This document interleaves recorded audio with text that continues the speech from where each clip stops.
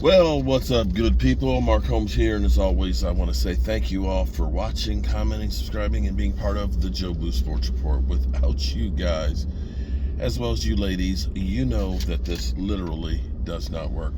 You know, one thing that's crazy is the Dallas Cowboys, no matter what you think about them, they spark a whole lot of conversation. The Cowboys aren't the first player to lose a player in the NFL here. We've had lots of teams losing players to injury, but you can see how the NFL world has literally gone crazy talking about the Cowboys losing Tyron Smith. And what you're getting now is we're getting all kinds of different scenarios and different players and stuff that are going to be, that could be possible replacements, and who knows if any of them are actually going to work out. We do know that we've got Catboy, who is cheap. He does not want to spend any money at all more than he has to. One of the latest rumors that I've been hearing is, and seeing a couple videos, and Jane Slater actually, I think, mentioned Andre Wadsworth, who was the tackle for the Rams, 40-year-old, retired and is now in the booth. That's a possibility that the Cowboys could throw a whole bunch of money towards him and try and bring him in. I mean, that could be a possibility, but if he's truly retired and hadn't planned on coming back, I'm not sure what kind of shape he may be in.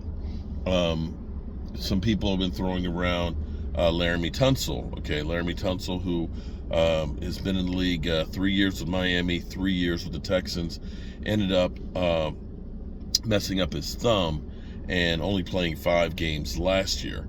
That is a big chunk of change and would be a big draft pick, probably a first-round draft pick to get him. But definitely you could look at that and say, well, if we make a trade for him, and believe me, he's got a big contract. That's one of the reasons why they wanted to stick with Tyron Smith, because Tyron Smith had a team-friendly deal. If they ended up going the Laramie Tunsil way, it's going to cost him a chunk of change. But you look at that and say, that's a long-term solution. And then maybe you look at Tyler Smith and say, he's going to be our guard. If you really believe that Tyler Smith is the long-term solution for you at tackle, then you don't make that move for Laramie Tunsil. You do make a move for maybe try and coax Wadsworth out of retirement. Wadsworth had a really good season last year in comparison to looking at, say, Eric Fisher, was coming back from a torn ACL. I did a video talking about him, and I guess I'll need to do one about Wadsworth as well. Eric Fisher, tackle for the Kansas City Chiefs, ended up tearing his Achilles tendon just before the Super Bowl, the second go-round for Kansas City, was signed by the Colts, and they brought him back slowly, so he wasn't quite effective till about the middle of the season. He had a 7-game stretch that was really good, but then ended up having shoulder issues and a knee issue that slowed him down, which was the reason why they didn't bring him back. He is about, I think he had an $8 million contract last year. If you're talking about old guys, well, you also have Jason Peters, who's 40 years old, who still wants to play. Now, the difference between Wadsworth, who has a job currently in the booth, versus, say, Jason Peters. I'm not going to say that Wadsworth is worse than Jason Peters, but Jason Peters has been allegedly working out and trying to get back into the NFL. He wants to play one more year. He wants to have one more shot at getting another ring. He wants to be a mentor for the younger players and so on. So Jason Peters, we do know, at least has been working out. I can't say that's the case for Wadsworth. The problem, of course, of bringing in anybody, and it's kind of crazy. This is where it's kind of like life comes full circle. Is today is the anniversary of Tony Romo getting injured by Cliff Averill in the preseason game. It was literally 6 years ago that began the Dak Prescott era of the Cowboys quarterback, and ending officially, well, unofficially, being the beginning of the end of Tony Romo's career. If you look at that situation and where we were and how people felt at that time, I remember doing the Benet Emery show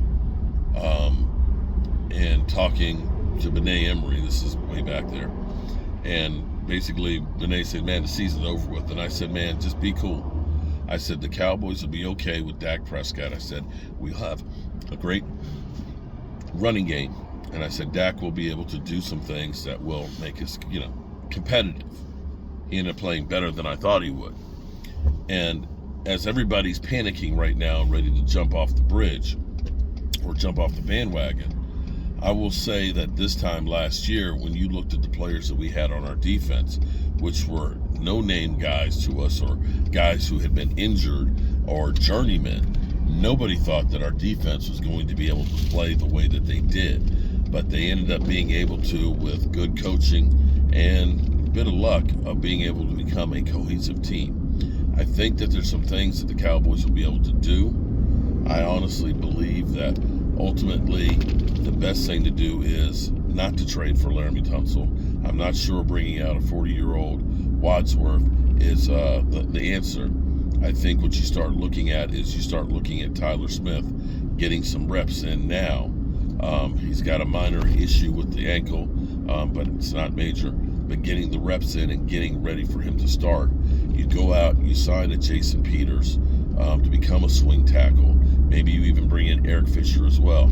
At this point, you have to try and have the best players available that you can that is economical. And I think you start looking at this as the beginning of the end of Tyron Smith, kind of much like we looked at this was the beginning of the end of Tony Romo being the starting quarterback for the Cowboys. Unfortunately, Tyron Smith is just like Tony Romo. You can't depend on him. He is, at the drop of a hat, ready to have another catastrophic injury. And unfortunately, it's not like you have a checklist that you can check off and say, oh, well, now we can write off the hamstring injury. Oh, we can write off the elbow injury. Now we can write off the knee injury. And we don't have to worry, the back injury. And we don't have to worry about those injuries anymore. So we're good. No. Once you start getting injured, you continue to get injured. So we're going to hear all kinds of rumors of what the Cowboys could do, should do, might do, speculation-wise. Most of them will be basically the NFL media being happy about the extra publicity that they're getting because of the Cowboys. In the meantime, we're the Cowboy fans that are literally suffering and going through agony as we try and figure this out. Hopefully, they're working on this right now, and hopefully Will McClay can come up with the right answer for us. Hope you all are having a great Thirsty Thursday, and we'll talk to you guys later. Peace.